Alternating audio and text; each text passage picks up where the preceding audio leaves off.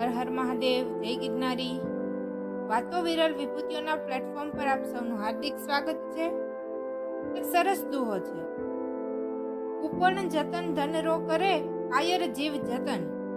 શૂર જતન ઉણ રો કરે, જીણરો ખાધો અન્ન.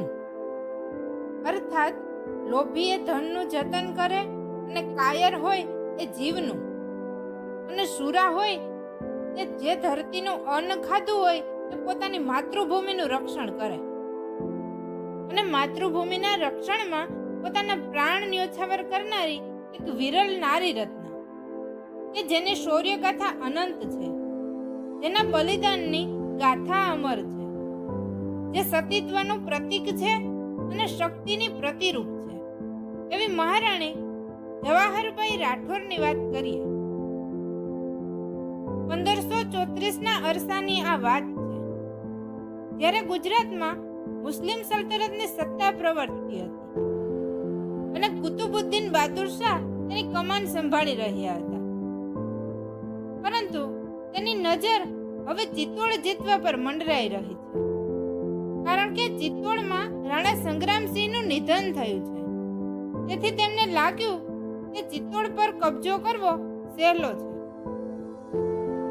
પણ ત્યાં મહારાણી કર્ણાવતી સાક્ષાત ચામુંડા સ્વરૂપે હતી અને એક વીરાંગના બની અને ચિત્તોડના કિલ્લાની રક્ષા કરતી. કારણ કે એ વખતે ત્યાં વિક્રમાદિત્યનું શાસન ચાલતું હોય અને વિક્રમાદિત્ય બહાદુર શાહની ચાલને સમજી નથી શકતા. તેથી કર્ણાવતી માં પન્નાદાઈ સાથે વિક્રમાદિત્ય અને ઉદયસિંહને બુંદીના કિલ્લામાં મોકલી આપે છે અને પોતે જ બહાદુર શાહનો સામનો કરે છે.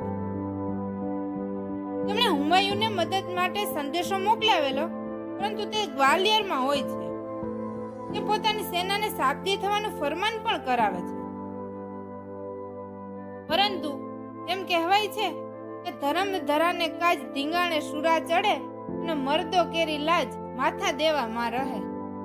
એવી રીતે બે ચુંડાવત ભાઈઓ બહાદુર શાહ સામેના યુદ્ધનું નેતૃત્વ કરવા માટે તૈયાર થઈ છે અને એની મોટી સેના ચિત્તોડના કિલ્લા સામે હાજર ઊભી હતી. બહાદુર શાહની સેનાનું નેતૃત્વ રૂમી ખાન કરી રહ્યા હતા અને આ બાજુ આ ચુંડાવત ભાઈઓ સેનાનું નેતૃત્વ કરતા હતા અને આ બંને સેનાઓ વચ્ચે ખૂબ ભીષણ યુદ્ધ ચાલ્યું. અને આ ભાઈઓના નેતૃત્વમાં રાજપૂતોએ બહાદુર શાહના સૈન્યને પીછેહટ કરવા માટે મજબૂર કરી દીધા.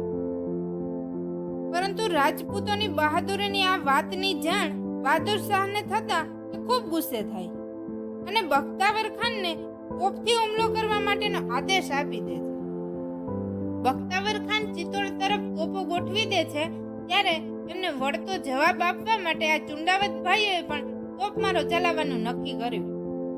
પરંતુ દારૂગોળામાં આગ લાગી જતા હવે ચુંડાવતનું નિધન થયું છે. મરવાને મંગળ ગણે અને રણ ચડે મુખ નૂર. કર્ણાવતીને આ વાતની જાણ થાય છે કે આ મહાન યોદ્ધાનું નિધન થયું છે અને તોપગોળાથી કિલ્લાની દિવાલો ધરાશાયી થઈ ગઈ છે અને કાલ આ યુદ્ધનો આખરી દિવસ છે. તેમણે સૈનિકોને સૂચના આપી હતી કે જોહરની તૈયારી કરવામાં આવે. પરંતુ કાલે યુદ્ધનું નેતૃત્વ કોણ કરશે, આ સૌથી મોટો સવાલ હતો. રાજપૂત નારીઓ રાણી કર્ણાવતીના નેતૃત્વમાં પોતાના સતીત્વના રક્ષણ કાજે જોહર કરવા તૈયાર થઈ ગઈ અને રાણા સંગ્રામસિંહની વિધવા રાણી જવાહરભાઈ રાઠોડે ત્યારે લલકાર કર્યો કે કાલે યુદ્ધનું નેતૃત્વ હું કરીશ. અને આમ તેમણે રાજપૂતાણીઓને આહવાન કર્યું કે વીર ક્ષત્રિયાણીઓ, જોહર કરી ને આપણે માત્ર આપણા સતીત્વની જ રક્ષા કરી શકીશું. આનાથી આપણી માતૃભૂમિનું રક્ષણ નહીં થાય. આપણે મરવું જ છે તો ચૂપચાપ જોહરની જ્વાળામાં કૂદવા કરતા રણભૂમિમાં ઉતરી આપણી તલવારનું જોહર બતાવી દુશ્મનોનું લોહી રેડી અને આપણે મૃત્યુને આપણા જીવન જેવું જ ઉજળું બનાવીએ. અને જવાહરભાઈના આ આહવાનથી અનેક રાજપૂતાણીઓ તેમની સાથે સાથે સેનામાં જોડાય છે, હાથોમાં તલવાર લઈ અને યુદ્ધ માટે સજ્જ થઈ છે.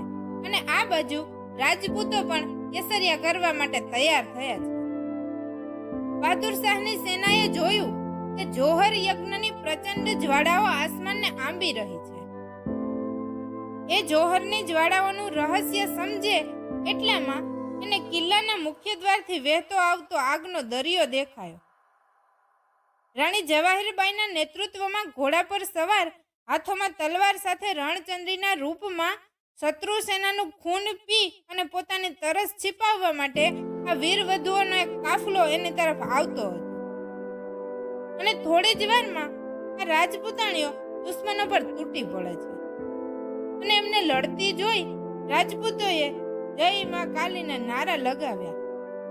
અને એ નારાથી આખું યુદ્ધ સ્થળ ગુંજતું હતું. અને આ શૌર્ય તથા પરાક્રમ જોઈ અને બખ્તાવર ખાન ચકિત થઈ ગયેલો. પોતાની સેનાની દુર્દશા જોઈને બખ્તાવર ખાન જવાહીરબાઈ તરફ આગળ વધે છે. પરંતુ ત્યારે જવાહીરબાઈ બખ્તાવર ખાનને મારી નાખે છે.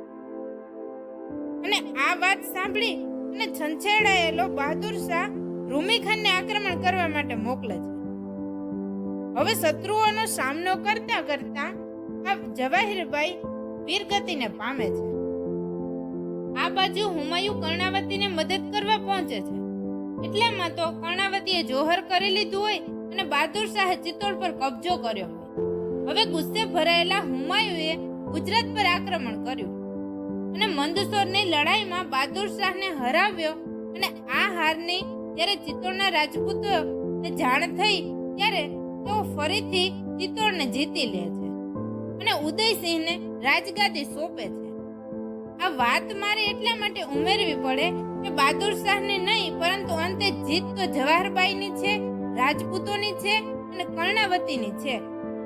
અને અંતે બહાદુર શાહની હાર જ છે. હવે શત્રુઓનો સામનો કરનારી જવાહરબાઈને મહાન ગણવી કે સતીત્વના રક્ષણ માટે જોહર કરનારી કર્ણાવતીને મહાન ગણવી? આ રાજપૂતાણીઓ શૌર્યનો અદ્ભુત ઉદાહરણ આપતી ગઈ.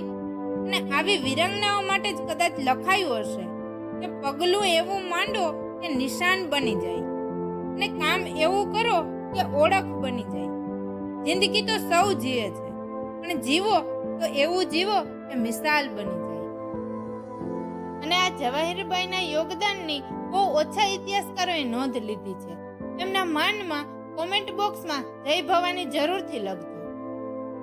અને આવી જ શૌર્ય ગાથાઓ સાંભળવા માટે બન્યા રહો અમારી યુટ્યુબ ચેનલ વાતો વિરલ વિભૂતિઓની પર.